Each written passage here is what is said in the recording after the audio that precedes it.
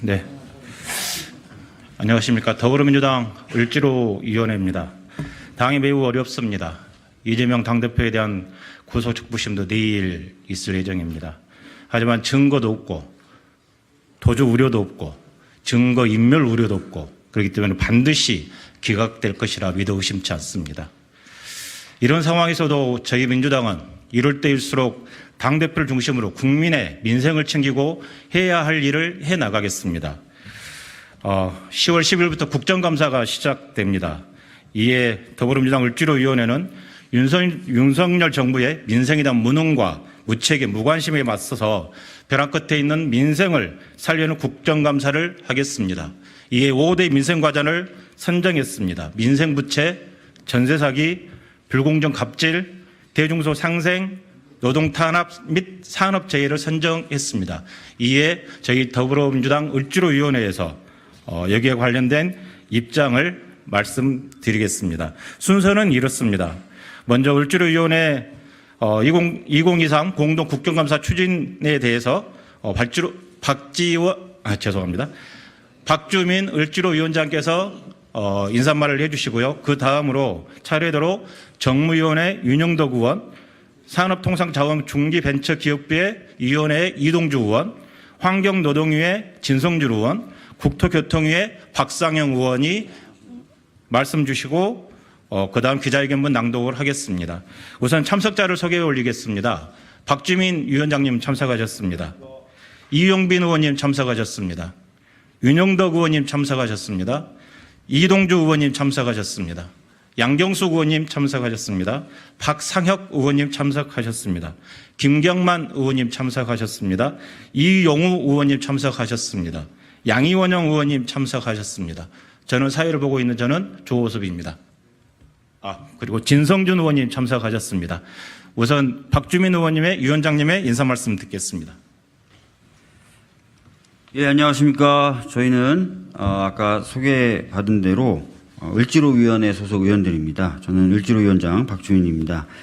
오늘 저희는 2023년 국정감사에 임하는 더불어민주당 을지로위원회의 각오와 각 상임위별 추진계획을 말씀드리기 위해서 이 자리에 섰습니다. 지금 국회도 대한민국도 모두 위기입니다. 국민의 삶을 책임져야 할 정치는 실종됐고 윤석열 정부의 검찰 독재 정권은 갈수록 포악해지고 있습니다. 그럼에도 민생을 위한 정치는 계속되어야 한다라는 것이 저희 을지로위원회의 생각입니다. 저희 을지로위원회는 당내 어떤 기구보다 민생과 가까이에 있는 곳입니다. 수많은 현장을 다니며 국민의 목소리, 을들의 울분을 들어왔습니다. 을지로위원회가 왜 존재해야 하는지, 정치가 왜 존재해야 하는지 그곳에서 이유를 찾아왔습니다. 이번 국정감사도 그러한 활동 중에 하나가 될 것입니다. 윤석열 정부가 팽개친 민생을 챙기는 그런 국정감사, 민생을 위한 국정감사를 하겠습니다. 힘없고 억울한 사람들을 위한 국정감사를 하겠습니다. 뒤이어 각 상임위별 책임위원께서 구체적인 국정감사의 계획과 목표에 대해서 설명을 드릴 것입니다. 언론인 여러분 많은 관심과 취재를 좀 부탁드리겠습니다. 감사합니다.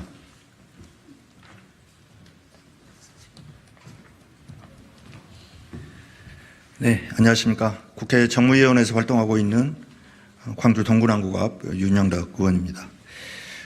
이번 국감을 통해서 우리 사회의 어려 목소리를 경청하고 갑을 관계로 인한 각종 문제 해결을 위해 최선의 노력을 다하겠습니다. 첫째, 가맹본사와 가맹점 간의 불공정을 살피겠습니다. 예를 들어 투썸플레이스 본사는 원부자재 공급 가격은 인상하면서도 가맹점의 판매 가격을 고정할 것을 사실상 강요하고 있습니다.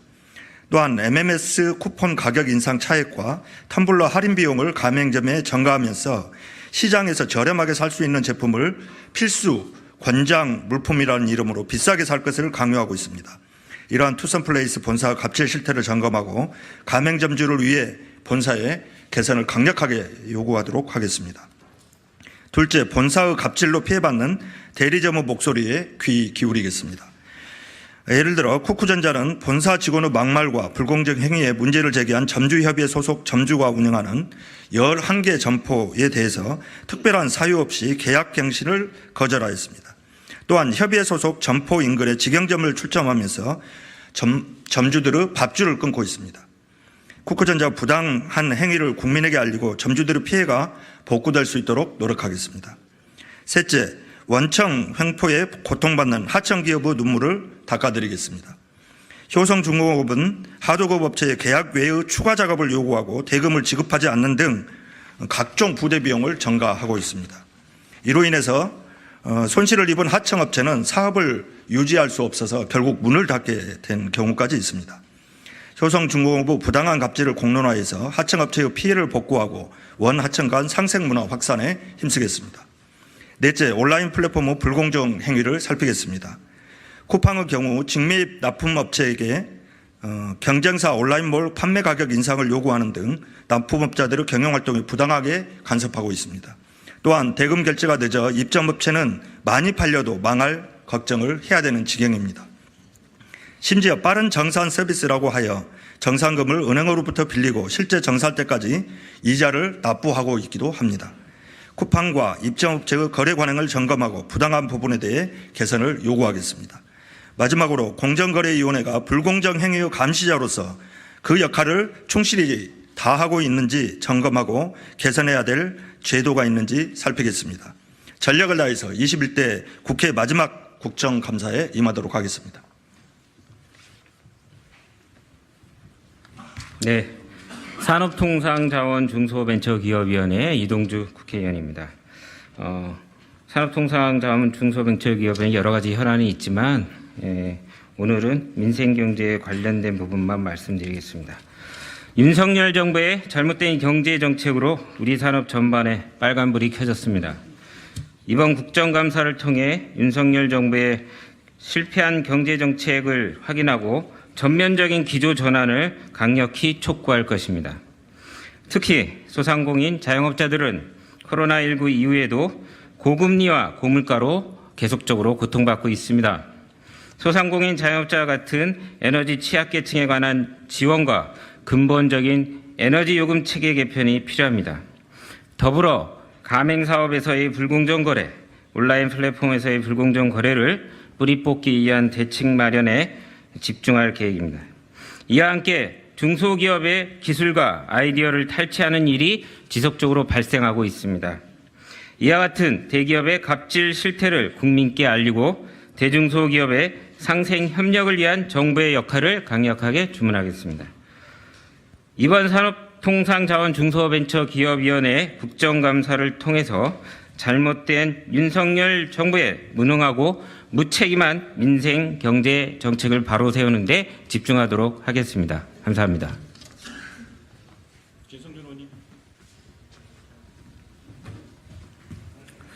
네, 환경노동위원회 소속 진성준 의원입니다.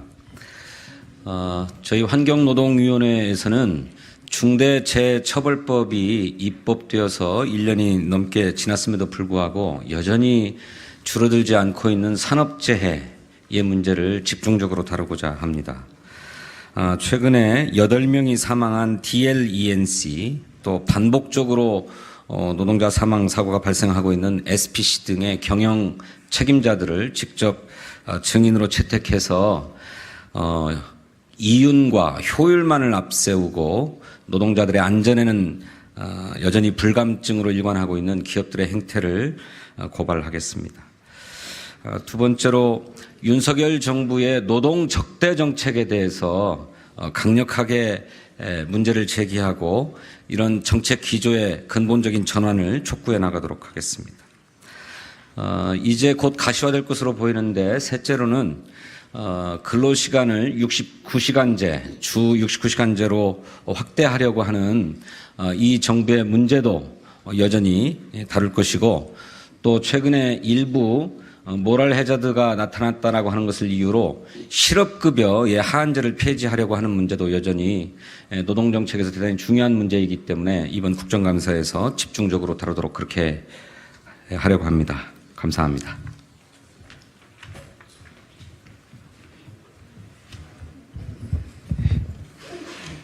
예, 국토교통위원회 소속 김포시을 박상혁 의원입니다. 전세사기 특별법은 전세 사기가 사회적 재난이라는 시각에서부터 출발을 했습니다. 그러나 그 논의 당시에 원희룡 장관은 모든 사기 피해는 평등하다며 전세 사기는 사회적 재난이 아니라고 했고, 전세 사기 피해 청년들의 잇따른 죽음은 분명 전세 사기가 그들에게 무도하고 불평등한 재난이었음을 보여주었습니다. 끝까지 전세 사기를 사회적 재난으로 인정하자는 정부 여당과의 입장 차이로 인해 전세 사기 특별법은 많은 사각지대와 한계를 지닌 채로 시행되었습니다. 시행 넉 달째인 9월 현재 민주당이 우려했던 대로 엄격한 피해 인정 기준 및 까다로운 피해 조건, 피해 지원 요건 등으로 많은 사각지대가 현재 발견되었습니다. 잠시 후에 우리 국토교통위원회에서 또 의원들이 함께 기자회견을 할 예정인데요. 이러한 전세 사기 특별법의 본질적인 입법 취지와 의의를 회복하도록 하겠습니다. 그 과정에서 이번 국정감사를 통해 그 문제점들을 더욱 파헤치고 근본적인 대안과 제도적인 개선을 해 나가겠습니다. 결국 전세 사기는 한 개인과 가정을 파괴하는 사회적 재난입니다. 국정감사 마지막까지 이 문제를 해결하는 데 최선의 노력을 다하도록 하겠습니다. 네, 감사합니다. 네, 각 상임위별로 국정감사 주요 추진 계획에 대해서 말씀드렸습니다. 이제 기자회견문 낭독이 있을 텐데요. 그 전에 우리 강민정 의원님 참석해 주셨습니다. 감사합니다. 이제 기자회견문 낭독이 있겠습니다.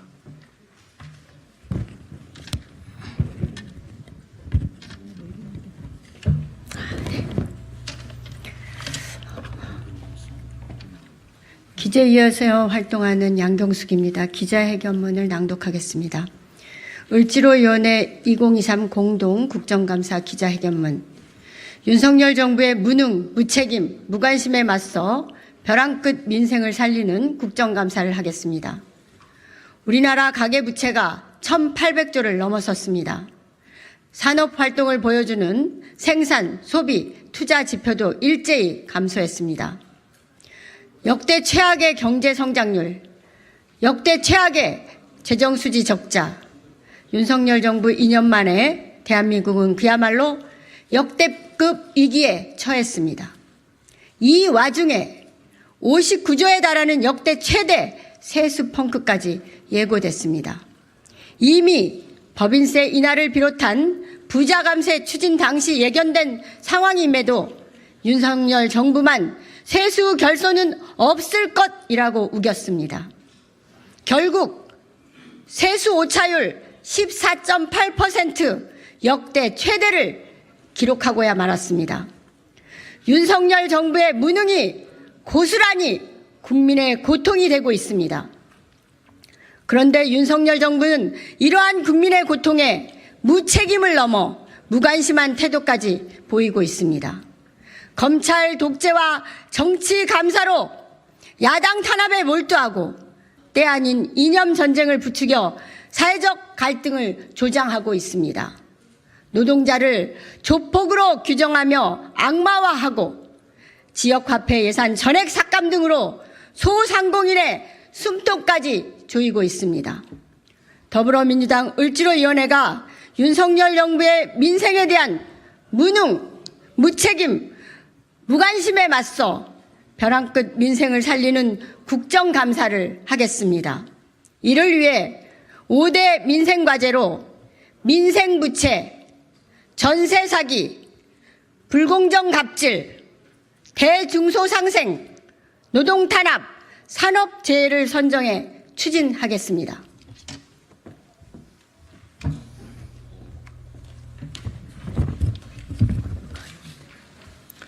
첫째, 윤석열 정부가 선 놓은 민생 부채 문제 해결을 위해 정부 차원의 가구별 부채 통계 조사 요구, 자영업자 대출 만기 연장 및 상한 유예제도 확대, 금융복지상담센터 등과 연계한 패스트트랙 제도 활성화 등을 정부에 강력히 요구하겠습니다. 또한 채무자 파산 선고 시 자격 제한 완화, 회생 전문 법원 설치 확대, 채권자 변동 시스템 등록 의무화 등을 위한 입법 기반을 마련하겠습니다. 둘째, 윤석열 정부의 소극적인 대응으로 더욱 고통받는 전세 사기 피해자분들을 돕기 위해 특별법 시행 과정에서 드러난 문제점 지적과 피해자 지원을 위한 법제도 개선의 토대를 마련하겠습니다.